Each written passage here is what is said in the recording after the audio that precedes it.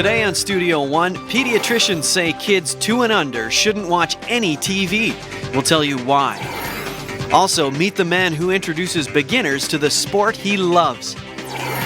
And we tag along on a hunt that caters to people with disabilities. From the University of North Dakota in Grand Forks, this is Studio One. Hello everyone and welcome to Studio One. I'm Monty Cashel. And I'm Ashley Tredan. We have a great show coming up today. Yes, we do. We'll be talking to a man later in the show who got on his bike and biked across a whole entire country. Wow. Yeah, he filmed it while he was doing it. So he'll tell us about his experiences, how he even got the bike over there, and maybe some challenges that he faced along the way. All right, we look forward to that. Also, television is a common entertainment option, but it might not be the best idea if a 2-year-old is in the room. We'll tell you the new guidelines set by pediatricians. And starting a new business in a recession could be risky. We'll meet a man who works with people to help make their business successful. Before we get to all of that, here's today's news with Stephanie Shire. Thanks, Monty and Ashley. An 18-year-old man is the latest survivor of Sunday's earthquake in Turkey. He was pulled from the rubble on Thursday after being buried for more than 100 hours. Authorities say other than being dehydrated, he's doing well overall. The 7.2 magnitude earthquake has caused displacement for over 5,000 people. Over 500 aftershocks have occurred, which makes people skeptical to return to their homes, leaving them in freezing temperatures.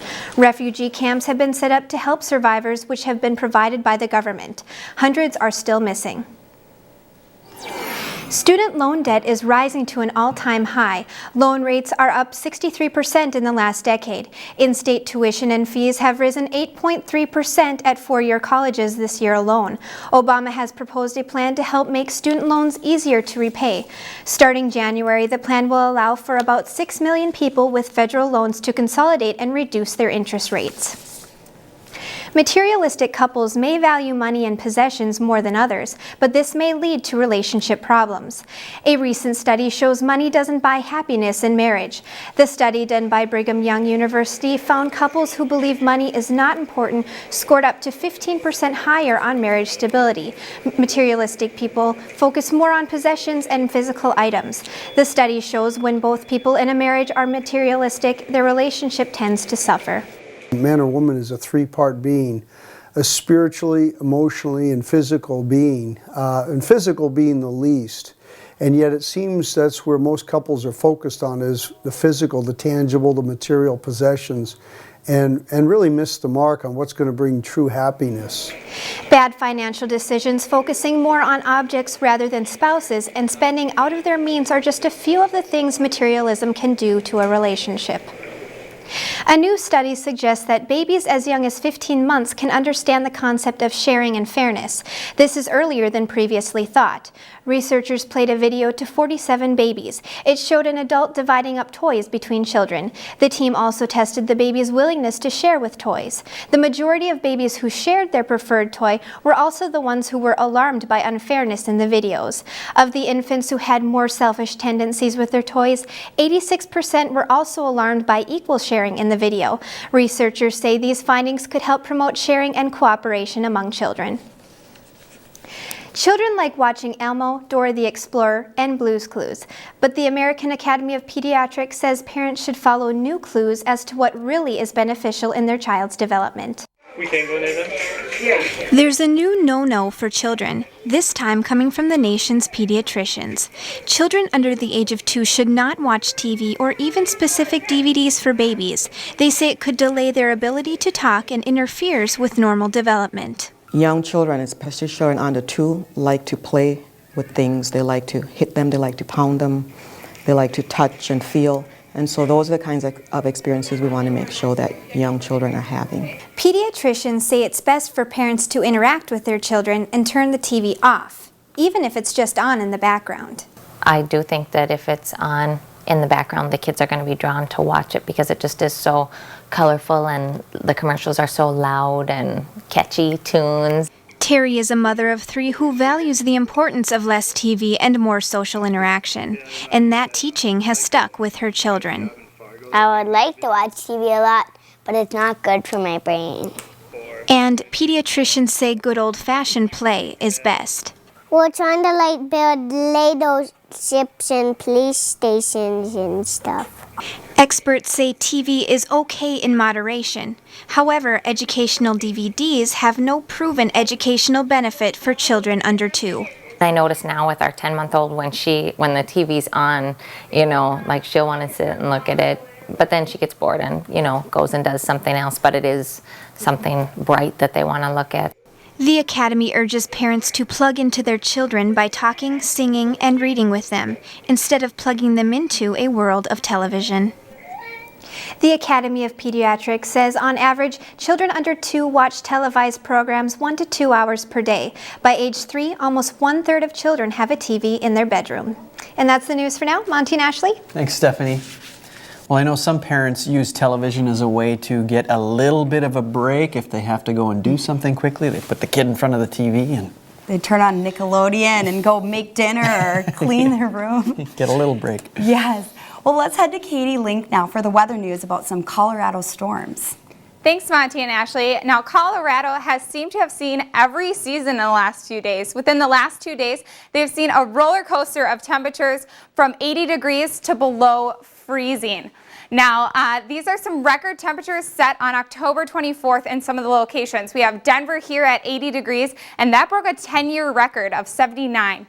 Now, Colorado Springs saw 78 degrees, breaking a 23-year record, and Cheyenne was just shy of their record at 73 degrees. The record was actually 74. Now, what happened was a strong low-pressure system and cold front moved through the region, and on October 26th, these were their high values. These are almost 50 degrees cooler, 29 in Cheyenne, 32 in Denver, and 33 in Colorado Springs. Now, what happened was as this low-pressure system moved just to the southeast, it did bring some easterly winds, so it brought winds from the east up through the Rockies, and it was bringing warm, moist air from the Gulf. Now, this moist air was lifted up the Rockies, which is called upslope, and it produced snow as it cooled. Now, these snow totals were recorded for the last couple days, 9.3 inches in Cheyenne, 6 in Denver, and it tapered off fairly quickly in Colorado Springs at 1.8 inches. Now, some locations in the Rockies saw snow totals of 16 to 18 inches. Now, as we move through the next few days, it is actually going to warm back up to about average to above average in the Colorado area, so that snow is most likely going to melt. Now, high pressure systems are going to dominate the area through the next week or so, keeping it very clear and dry. And actually down in the southeastern portion, they're actually going to see some cooler conditions because there actually is going to be a high pressure system just sitting just above that, bringing some cooler air down from Canada. Now, as moving on to the precipitation, there's going to be quite a divide between the two, as some low pressure systems are going to be riding along just border, bringing in some moisture to the northern states. And again, with those high pressure systems, keeping it very dry and clear in the southern states. Now, that does bring us to the weather question of the day. What is the annual operating budget of the National Weather Service? It ranges from $268 to $743 million. Now, Monty and Ashley, there are 122 weather forecasting offices along with other specialty services within the National Weather Service. So they might need a big budget. Thank you so much, Katie. Yeah, obviously. I mean, you look at the millions spent on it, but the result, I mean, you get to see radar images, you get to know what's happening in your area all the time with weather. Yeah. It's good stuff. All right, well, let's turn now to some more good stuff. We have some NHL highlights, and John Schaefer's here to tell us about it. Thanks, Monty and Ashley. The ACL, MCL, and meniscus are all three crucial ligaments in a knee. To tear any of these can be painful and dangerous. Unfortunately, these injuries are seen more and more often. Any knee injury can be devastating to any athlete. In today's sports world, these injuries are becoming common in all age groups. The Children's Hospital of Philadelphia has seen a 400% increase in knee injuries in the last decade. They are blaming the increase of ligament tears on the amount of high-intensity sports that kids participate in. The effects these painful breakings have on a person go well outside of just the athletic arena. Because I was in an immobilizer after my second surgery, so getting into my car, getting to class, I mean, obviously I couldn't do any sports at all, so that was pretty frustrating, so I could just watch at home. But it was an adjustment. Recovery time from surgery can range from 2 months or more. Rushing back from knee injuries can create a higher likeliness of re-tearing the ligaments in your knee because it is not at full strength. It's now time for the Studio One Sports Trivia question. How many different weight classes are there in boxing? Well, there's a super weight for just about every other weight there is in boxing. So we'll get to that in the next half hour on Studio One. That's the sports. Monty and Ashley. All right, thank you, John. Well, the horse track has its fair share of drama. We'll preview a mockumentary starring Sherry O'Terry as a horse jockey. Also, there's a lot of risk associated with starting a business. Next, we'll talk to someone who consults with new business owners to help them minimize some of that risk.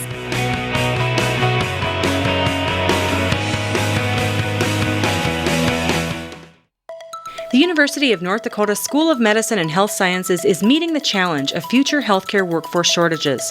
The state's only medical school produces the highest percentage of graduates nationwide who choose family medicine. Advanced degrees are also offered in basic medical sciences like anatomy and health professions like physical therapy. Students learn and train throughout the state. In that way, we really are North Dakota. Make your choice the UND School of Medicine and Health Sciences. At the University of North Dakota School of Engineering and Mines, improving the world is our project. This could be your next road. Our research helps heat your home without hurting the environment. You drink clean water because of my work. We push technology to improve quality of life. This field could fuel your car. Petroleum production can be more efficient.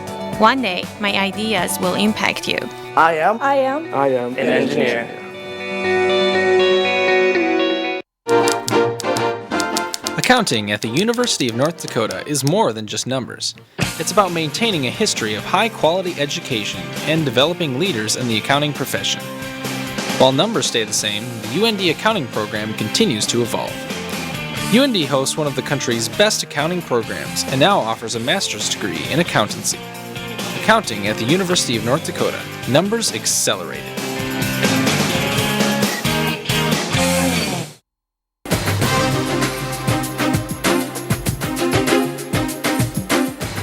Studio One is a television show produced by staff and students at the University of North Dakota. Here you actually get to do your own stories and you get to go out and talk to people and interview and learn about the cameras and everything that goes into like a live television production. I mean, it's incredible. Give it a try. I mean, even if you're not broadcasting communications major, anything, I mean, it's worth it. Help others live to their full potential. Improve clients' mental and physical well-being. Excel in one of the top healthcare careers of the future. Occupational therapy students at the University of North Dakota experience high-quality education in small classes. You have to come to 45 degrees, even in a normal motion pattern. Your healthcare career begins at the University of North Dakota. You're watching Studio One, your source for news, weather, sports, and entertainment. Many businesses start off as small operations. Steve Jobs even started Apple by building computers in his garage. But one thing often overlooked is just how big a risk it can be to go into business for yourself. Small business consultant Eric Giltner is here to discuss some of those risks and how he helps others overcome them. Thanks for coming on the show today, Eric. Oh, you're welcome. Well, first of all, you're part of the Small Business Association. Small Business Administration. Administration. That's okay. And how are you involved with that? Well, I am a business development specialist with them. I started out working with the concept of a business information center, which is a location that had computers and internet and business software and books to help people start businesses. And I was kind of like the curator of this place. And when people came in, I would help them with their business plan. And over the years, as technology came along, there wasn't such a need for people. They had their own computers. And so we dropped that business information site, and I just became a full-time counselor to help people who want to pursue their dream of owning a business. Okay, and well, what are the main functions of the administration? SBA does a number of things. The number one thing we're known for is to make it easier for businesses to get access to capital. So we guarantee loans that banks make to small business owners. The couple other things that we do, one is the disaster services. That's another side of SBA. I don't get too involved with that, and so we know about that. If there's a disaster in a town, we make loans to the people and the renters and businesses. A couple other things we do is we do small business resources such as counseling. And so we have people like myself, we have the small business development centers, which is a part of UND, and we also have SCORE. A couple other quick things that we do is advocacy. If you're a small business and you have a beef with a government agency, the advocacy office can intervene on your behalf, and then we also help people with government contracting. Okay, so a lot. I mean, a lot of different things, of different yes. areas. It's a national organization. Well, it's a federal agency. Okay, and that's yes. how it's funded then, federally funded? Right. Okay. What are some advantages of a small business using the SBA? I mean, you went through some of these things, but what are some of the immediate things that they can benefit from? Well, the best thing is that we help them organize their ideas. And the more organized you are, the better decisions you're going to make about that business. And the best decision might be to not even go into business. And somebody says, well, that can't be good. And I think, yeah, it's okay, because they're not going to lose their money, they're not going to lose their reputation or leave a job that they're getting paid well. And so that could be a good decision, is to abandon the idea. Well, and what you're leading into is risk. Right. And what are the risks of starting a new business that you might kind of red flag for people so that they don't go into something that might be too risky? Well, a lot of times the risk is simply that they don't understand the hidden costs of having a small business. It's pretty easy to look at something, I can make this for $2, sell it for $4, and I'm making $2 profit. But then they forget to consider that they have overhead and insurance and all kinds of other things, and they don't. Just as a simple example, I had a guy who wanted to start up a lawn mowing business, and he was going to have like 50 billable hours a week.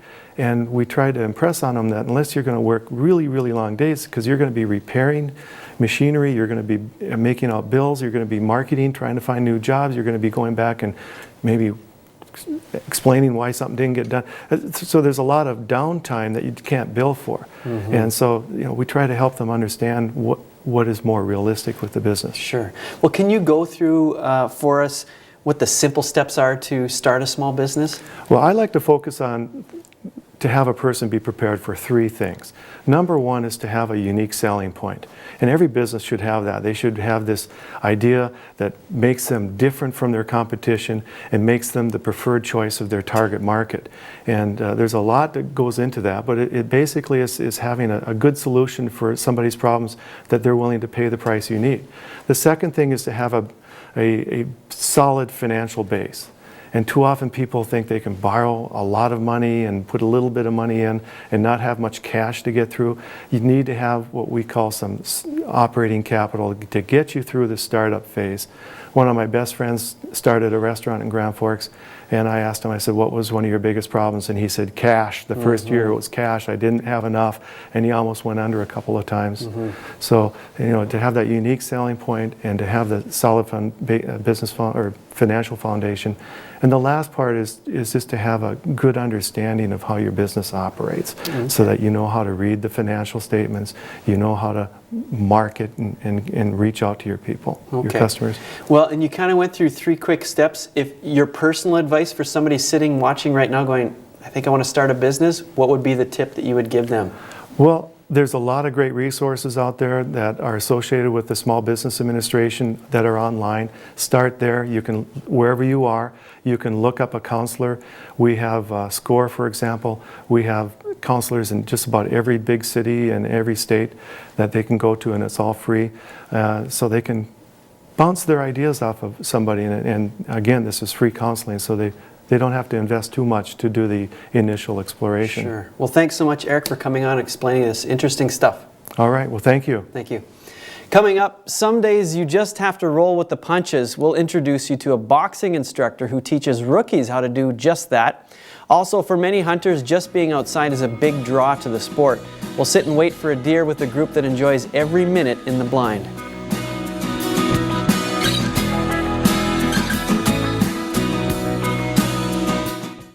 Studio One closed captioning is underwritten in part by Options, your disability information source.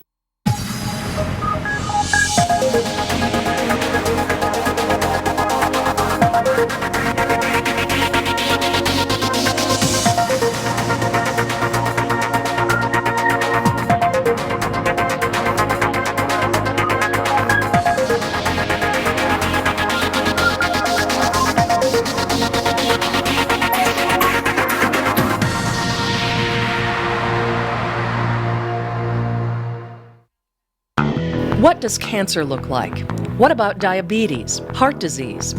Medical laboratory professionals are a vital link in the treatment of disease and maintenance of health. They investigate clues found in the body that will direct patient care. The University of North Dakota's laboratory science programs are some of the most innovative, far-reaching, fully accredited programs in the nation. The UND School of Medicine and Health Sciences can help you become one of the few who see beneath the surface.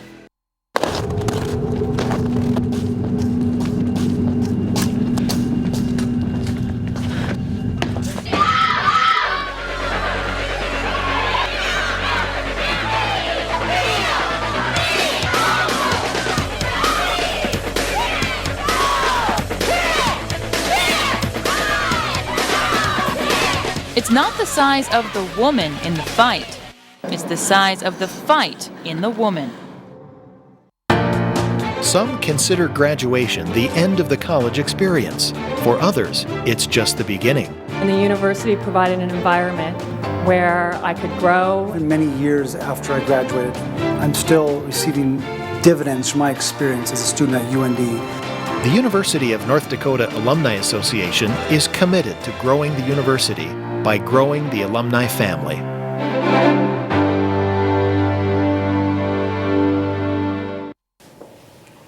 Horse racing is a dangerous and action-filled sport. In a new mockumentary, we are told the story of a failed horse trainer who was given one last chance to save his career. Horse trainer Dusty Sanders hasn't won a race for 18 months. At his high school reunion, he meets his former teacher, Carrie Wanamaker Flam. She convinces her rich husband, the Dried Fruit King, to let Dusty train their racing horse. Sherry O'Terry stars as Sanders' ex-girlfriend, and she is brought on the team as a jockey.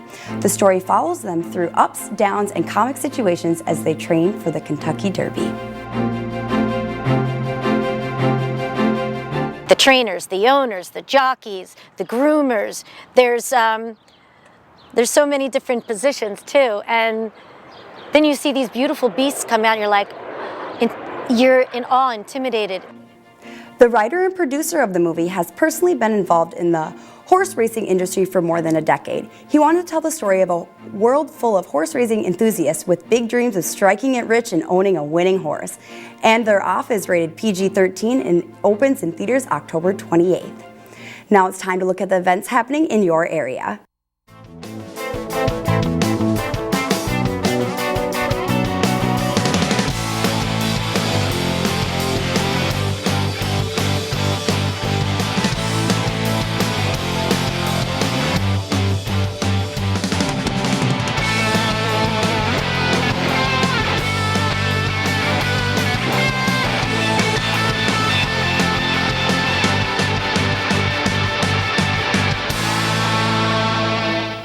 Hunting is one of the oldest activities. We met a group who dress up in orange and step out into the wild. They showed us a hunting experience different than most. It's fall, the time when Mother Nature embraces with her most beautiful colors. A time when people step out into the woods to feel the wind, smell the air, and harvest what nature has to offer. I shot a real nice doe last night, and I had a real good time shooting it. To watch him after he shot that deer, it just, there's no words for it. It was a lot of fun, and it was very exciting to shoot a deer. On a fall day, you can freeze your fingers off when you sit around and wait for game. The people who hunt here at Rydell National Wildlife Refuge today encounter more problems than just cold fingers. It works with what they call a sip and puff. You use your breath to pull the trigger by sucking on the tube. You use a joystick here for aiming. Randy Anderson was paralyzed after he rolled over in a motor vehicle in 1998. That doesn't mean that he can't keep up with a passion he got as a kid. Once I'm in the blind, it's like being 100% able-bodied. For most hunters, there is nothing better than being outside, listening to the wind sail through the northern plains. It's my favorite time of the year. Being out in nature, only then does a hunter feel that all is as it should be. Options is a center for independent living. This is the 16th year that the organization has arranged a deer hunt for people with disabilities. It is held in partnership with the U.S. Fish and Wildlife Service. All hunters taking part in the hunt must hold a Minnesota Firearms deer license. Coming up, the federal budget cut storm might hit the National Weather Service. We'll tell you what less funding would mean. That story plus news, sports, and weather in the next half hour of Studio One.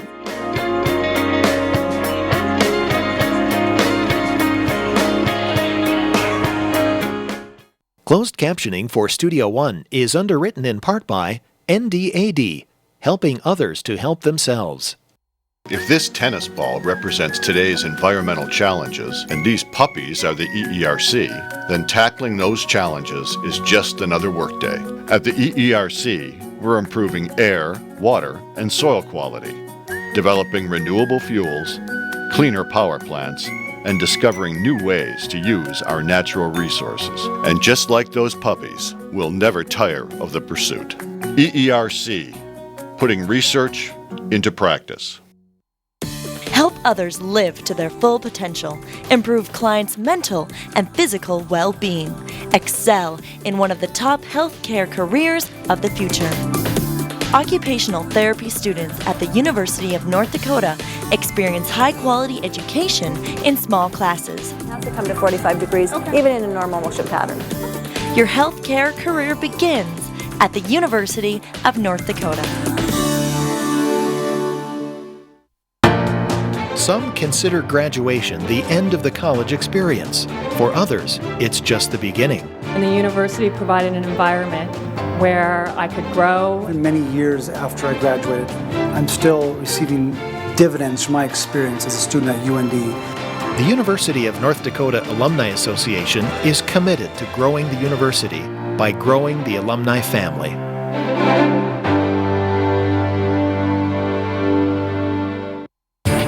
Your future depends on this moment.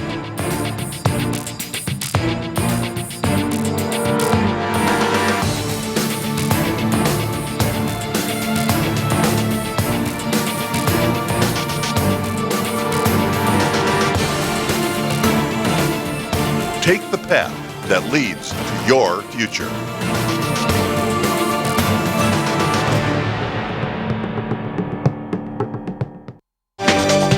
From the University of North Dakota in Grand Forks, this is Studio One. Welcome back to Studio One. Thanks for joining us today. Well, one of the topics we're going to talk about later in the show is about perfectionists. Everybody knows one. Oh yeah, everybody knows a perfectionist, or the opposite, the people who are not perfectionists. Where you're crawling through the room because stuff's everywhere. And most people fall somewhere in between. And so we went out on the street and we asked people, are you a perfectionist? And if you are, or if you're not, give us proof. Why are you perfectionist or not? So their answers are coming up. Also in the next 30 minutes on Studio One, one small luxury stays safe when it comes to budget cuts. We'll tell you why salons are considered recession-proof. Also, archaeologists has unearthed pottery from centuries ago. We'll meet an artist whose life revolves around the handmade art. And many people capture memories with their cameras. We'll talk to a man whose vacation pictures ended up in a film festival. But first, here's today's news with Stephanie Shire. Thanks, Monty and Ashley. The so-called Congressional Super Committee, assigned with slashing the nation's deficit, is running out of time. The group of 12 lawmakers have until their November 23rd deadline to find over $1 trillion in deficit savings. The Congressional Committee, which includes members from both the Democratic and Republican parties, was formed in early August as a last-chance effort to rectify the nation's economy. The group has to find ways to cut at least $1.2 trillion from the deficit over a 10-year period. If the goal is reached, Congress has agreed to accept the bill without amendments. If the 12-member panel fails to reach a deal, there will be automatic spending cuts across the board. With little progress so far and a deadline only 4 weeks away, many question if the Super Committee will be able to save the day. A small North Dakota town is experiencing the troubles of the big city. The recent oil boom in Williston, North Dakota has not only boosted the community's economy, but the crime rate as well. Many flock to the small community to find high-paying jobs, bringing high crime rates with them. Local law enforcement say they have seen drastic increases in burglary and shoplifting, as well as alcohol-related crimes such as DUIs and aggravated assault. The local police say it's difficult to keep up and they are overwhelmed. In the November, prices of peanut butter are expected to go nuts. U.S. peanut production is making 3.6 billion pounds this year, down from 13% last year. Hot, dry weather that hit the southern states ruined peanut crops. Peanut farmers say this is the worst harvest they have had in years. On November 1st, prices are set to increase for all brands of peanut butter. To name some, Peter Pan is expected to rise more than 20%. Jif's prices are set to rise 30%, and Planters will increase 40%. One thing I have noticed is the size of the container has decreased. Normally it's about 18 ounces, but some brands will sneak in a 16 ounce for the 18 ounce price. It takes about 800 peanuts to make one 18-ounce jar of peanut butter. Americans eat about 1.5 million pounds of peanut butter products a year. Hat hair can be a pain, and many pilots agree. Airports are changing the rules on pilot uniforms, and among those updates, pilots are free to ditch the hat. But not all are pleased. Some pilots say the hats maintain a more professional appearance. Others don't like their hats because they forget them at home. Even worse, passengers have mistaken pilots for skycaps, workers who help people with baggage and curbside check-ins. Only 2 North American airlines still require full uniform. High unemployment rates have caused many people to develop more conservative spending habits in the last few years. Although this lack of consumption has been devastating to some businesses, there is one industry that seems to never go out of style. Most people like to feel beautiful, and the money doesn't lie. Despite a dip in national consumer spending, salons have experienced strong sales and a steady growth in clients. I get my hair colored regularly now, so how often I come in is kind of generated by needing to come in. Some are calling the beauty business recession-proof. Census data shows that the number of salons increased 15% nationwide from 2007 to 2009. We really haven't seen much of an economy effect. When we opened, we did remodel this whole place, so we brought in new stylists, and we have definitely seen an increase of clients and stuff coming into the salon. Although most salons are kind to their clients' hair, some are not so kind to their wallets. Prices range from $20 to $200 depending on the salon and the style. Nonetheless, many salon customers feel that time in the chair is worth every penny. Well, it's just a little bit of time to focus on me and to relax a little bit.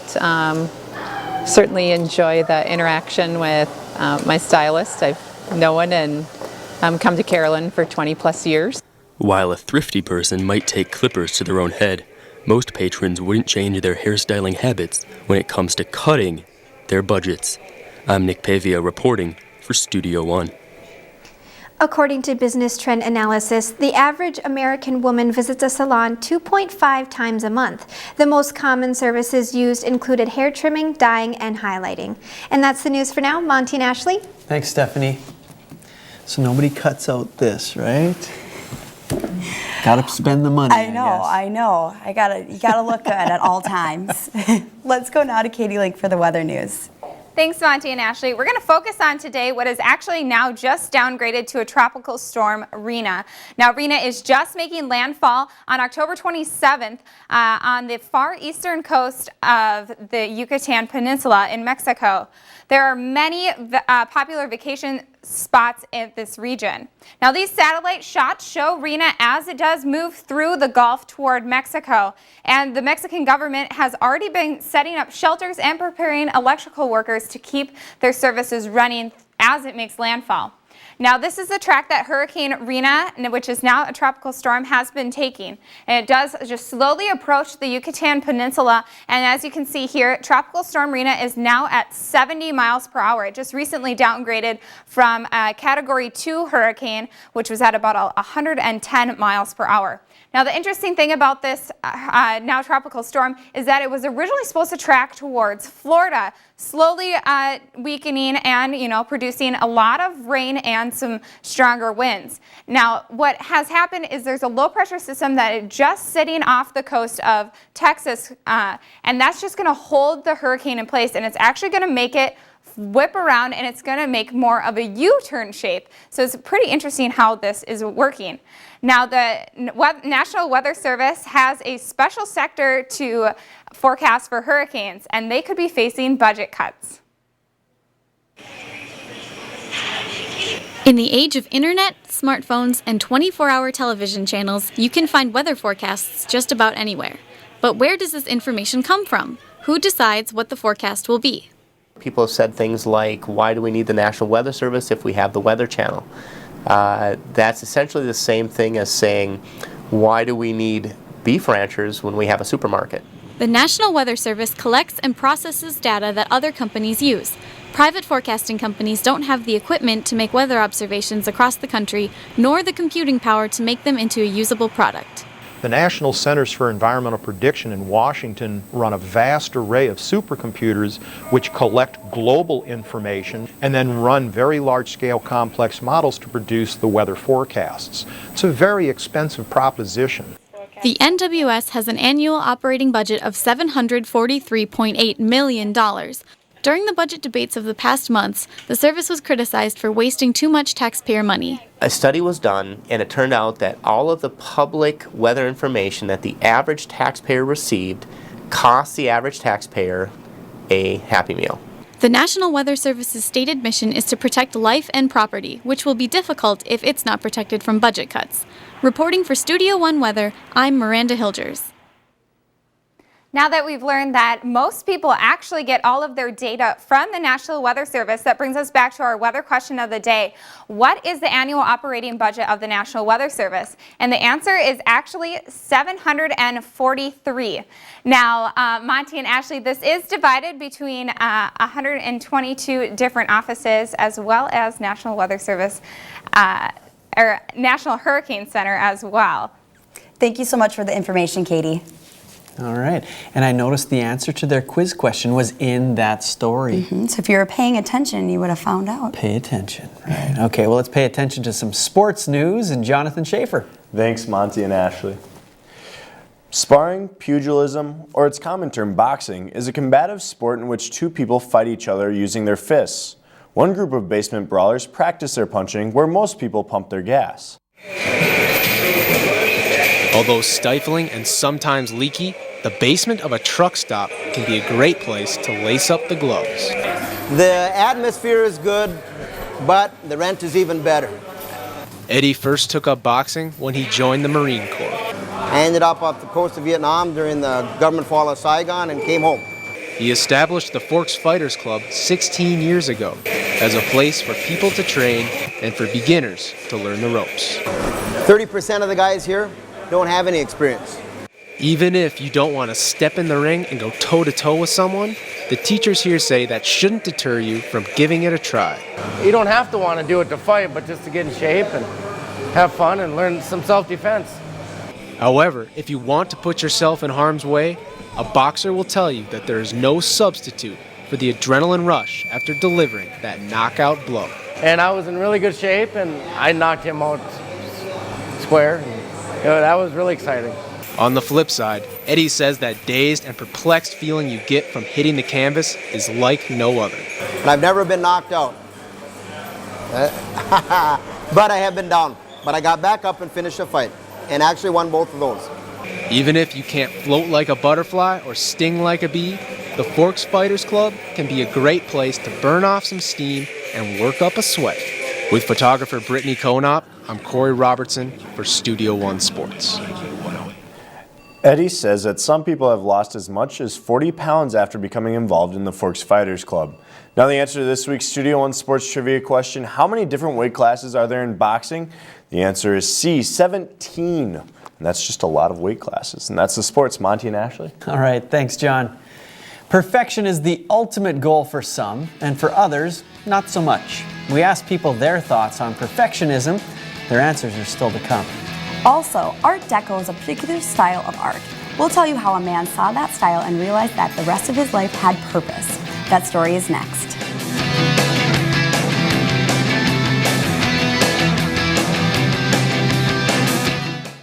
this tennis ball represents today's environmental challenges, and these puppies are the EERC, then tackling those challenges is just another workday. At the EERC, we're improving air, water, and soil quality, developing renewable fuels, cleaner power plants, and discovering new ways to use our natural resources. And just like those puppies, we'll never tire of the pursuit.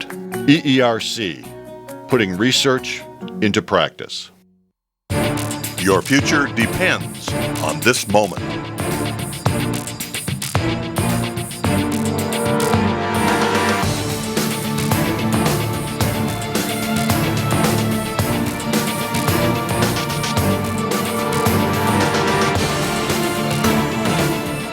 Take the path that leads to your future.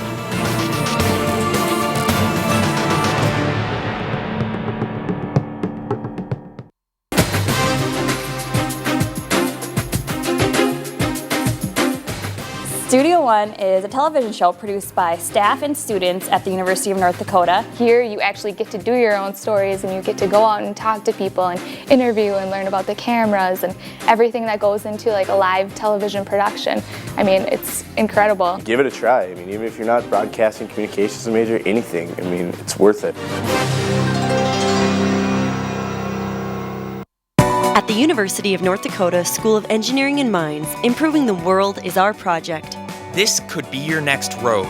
Our research helps heat your home without hurting the environment. You drink clean water because of my work. We push technology to improve quality of life. This field could fuel your car. Petroleum production can be more efficient. One day, my ideas will impact you. I am an engineer.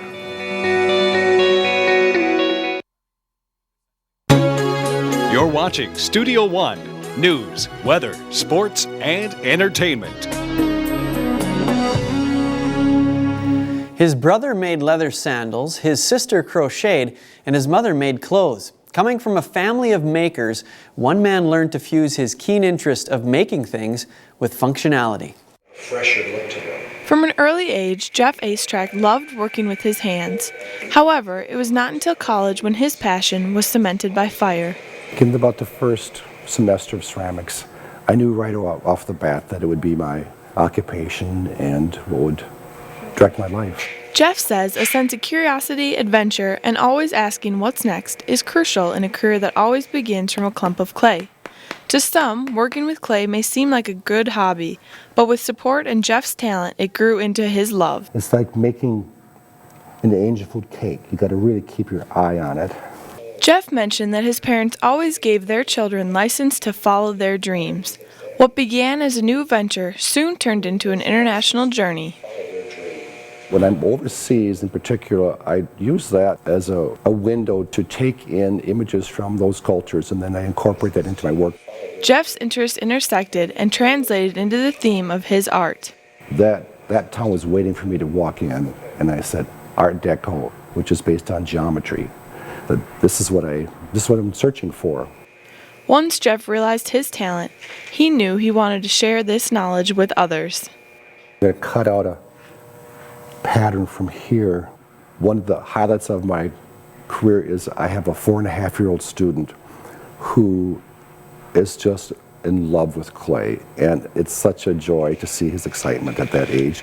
So whether it's traveling, researching, or teaching, Jeff's artistic career cemented his love of making things. Jeff says he has always loved making handcrafts. He has combined that love with purpose because Jeff wants his pieces to be functional, not simply art. Perfectionism can either be healthy or unhealthy. The healthy kind can drive people to achieve great things. However, unhealthy perfectionism often leads to self-destruction. Experts say to strike a balance, make the most from your mistakes, and realize perfect isn't always better. We wanted your thoughts on whether or not you are a perfectionist. I am definitely a perfectionist. Like I said, in work, things have to be done the way they expect it to be done, and it's a mental expectation. I'm not a perfectionist at all. I kind of go with the flow, just do whatever, and if I don't get it right the first time, it's whatever. No, I'm not a perfectionist at all. Guess it just never take the time to worry about that kind of stuff. I get the job done, and that's pretty much it. When I get up in the morning, I have to make my bed. It's got to be made exactly the same way, and I have to have my pillows on the bed exactly the same way every morning. I don't think I'm a perfectionist in a traditional sense. I like my work to be flowing and free. I have nothing to do with perfection. A comment from our Facebook page from Palmer, Alaska. I'm guilty as charged. It's both a blessing and a curse. It's so rewarding to produce your best work, but sometimes I'm not sure that it's worth sacrificing a good night's sleep. Also, Emily from Grand Forks, North Dakota. I'm not a huge perfectionist, but when it comes to cooking and/or baking, I for sure am. He turned his home video into a documentary for an outdoors film festival. Next, we'll talk to a man who filmed himself biking through France.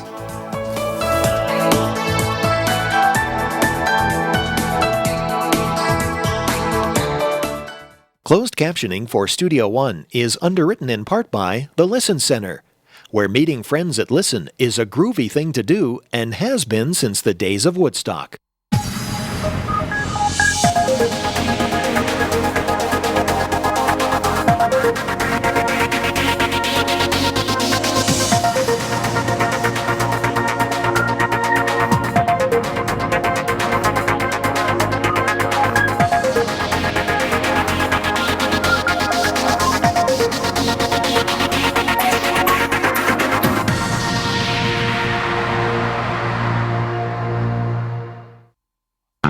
What does cancer look like? What about diabetes, heart disease? Medical laboratory professionals are a vital link in the treatment of disease and maintenance of health. They investigate clues found in the body that will direct patient care. The University of North Dakota's laboratory science programs are some of the most innovative, far-reaching, fully accredited programs in the nation. The UND School of Medicine and Health Sciences can help you become one of the few who see beneath the surface.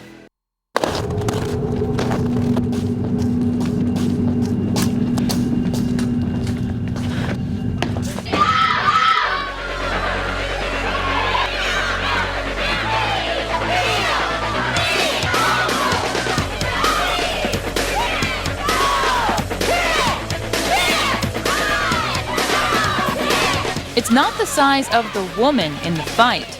It's the size of the fight in the woman.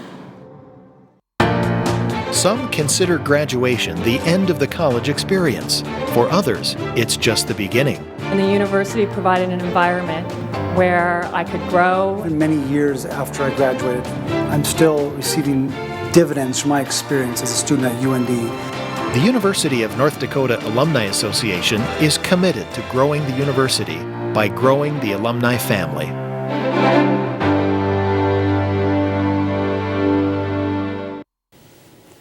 The distance from the English Channel to the Mediterranean Sea is around 800 miles.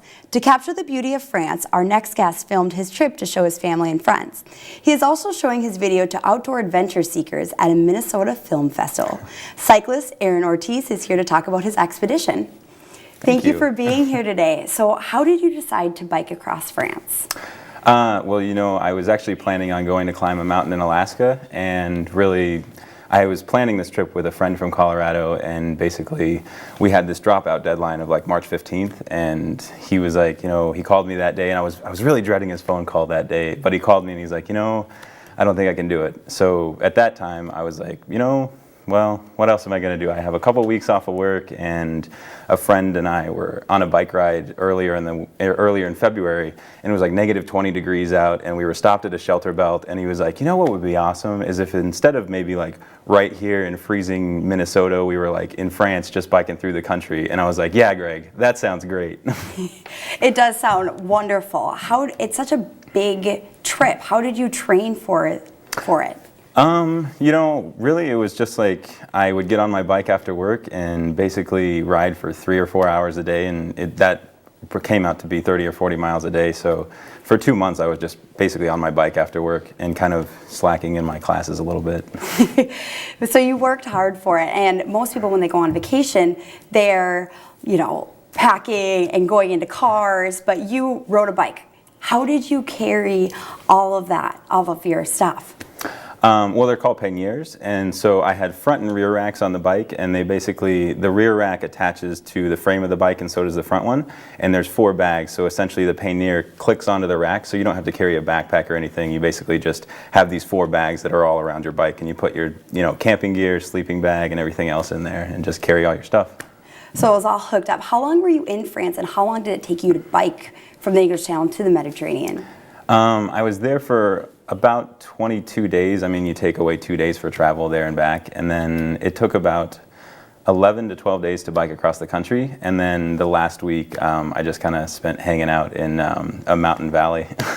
Just hanging out, having a good time over across seas. Was there any challenges that you faced when you got over there? I think really the biggest challenge I had was the flight over. The airline lost my bike, and for 24 hours they had no idea where it was. So like I was waiting at the oversized baggage department for the bike box to come out, and really nothing came out. So I went to the baggage loss department, and they give you this little piece of paper, and it has a bunch of pictures on it, and they say point to the thing that you're looking for. And I pointed to a box, and then I pointed to a bike, and I was like, bike box, I'm looking for my bike box. And they really didn't speak English, so I had to say like mon vélo boîte, and that's like bike box in French. And basically that was probably the biggest challenge, is that kind of waiting there for the airline to find my bike. I actually slept in the entryway of the airport waiting for them to really work out the situation. It was a great way to start off your trip. You ended up documenting your trip through pictures and videos and editing it all together, and now you're going to present it at a film festival. Was that the plan, to document your trip and put it into this film festival? I really wanted to take a bunch of pictures just because I knew France would be beautiful, but I kind of just also pushed record a couple times, and so I got a bunch of clips for the videos, and really it wasn't the plan. It was more or less just to take some videos and see if I was going to do something with them at the end. It wasn't on your helmet, the camera wasn't on your helmet or anything like that. You were actually holding it in your hand. Was it difficult to bike and record all of these pretty sights? Yeah, so the production values at my presentation in Minneapolis aren't going to be that high. Probably not as great as Studio One here, but so it's a little bit shakier. It wasn't too hard. I really just held it out and really didn't worry too much about the shake. How did you decide to make the film? I thought of... We're actually looking at you cooking on the back of your bike. I've never seen that before. Was that normal for you to do that? I bought some macaroni and cheese that night, and basically I had a camp stove with me, and I would cook most of the meals that I had while I was in France, because I camped for 16 nights. So basically, yeah, it was pretty normal to cook on the back of my bike rack. So it's not something that we typically see, but when did you start your journey and when did you finish it? I started, May 27th, I guess I left Grand Forks, and then I came back June 18th or so. So I think maybe May 29th I might have actually started biking, which was a great day. How long did it take, or how long did you bike each day? It generally worked out to be anywhere between 6 and 8 hours. I think the low was 44 and the high was 100, so they averaged out to like 72 miles a day. That's a lot of biking. So you didn't what towns did you stop in, and what did you do when you stopped there?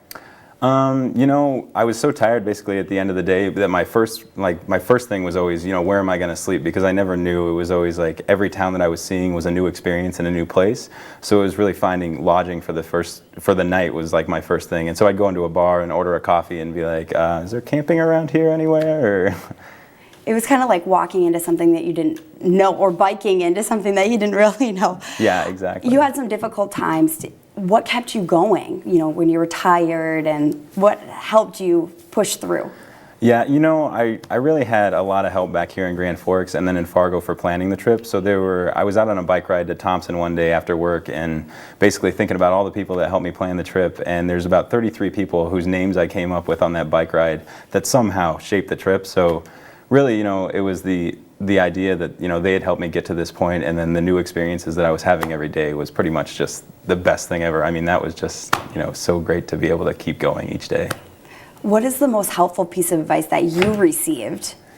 I hate to put it in a box because I hate to say anybody's advice wasn't helpful, but probably one of the most useful pieces of advice I got was I was over at the Grand Forks Ski and Bike Shop, who was really helpful in planning the trip. And basically one of the bike shop guys said, you should probably take some extra screws with you in case anything comes loose.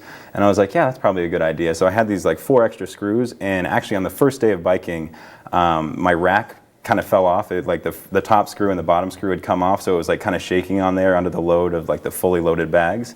And basically it was raining that day, and I was on the side of the road, and I had these 4 screws, and I was like, thank God for that guy Nick at the bike shop for really telling me to bring these screws. And so I was just kind of fixing it in the rain.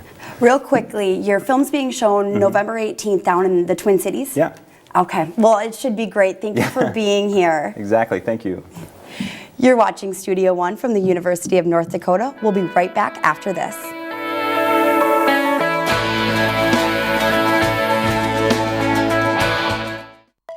The University of North Dakota School of Medicine and Health Sciences is meeting the challenge of future healthcare workforce shortages. The state's only medical school produces the highest percentage of graduates nationwide who choose family medicine. Advanced degrees are also offered in basic medical sciences like anatomy and health professions like physical therapy. Students learn and train throughout the state. In that way, we really are North Dakota. Make your choice the UND School of Medicine and Health Sciences.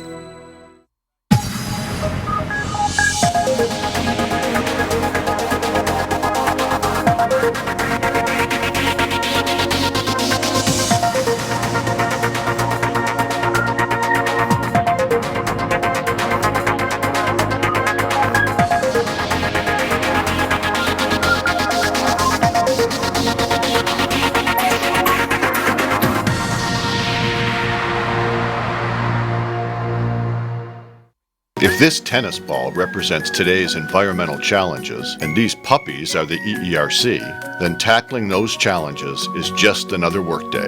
At the EERC, we're improving air, water, and soil quality, developing renewable fuels, cleaner power plants, and discovering new ways to use our natural resources. And just like those puppies, we'll never tire of the pursuit.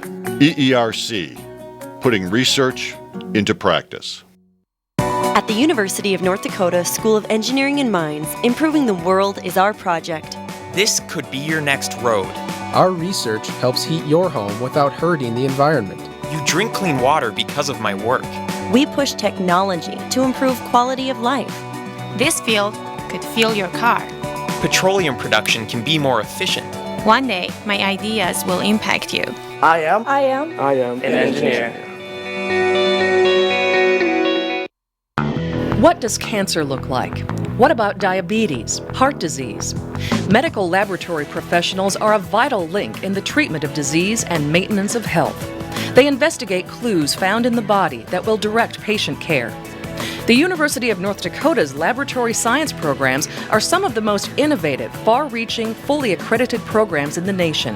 The UND School of Medicine and Health Sciences can help you become one of the few who see beneath the surface.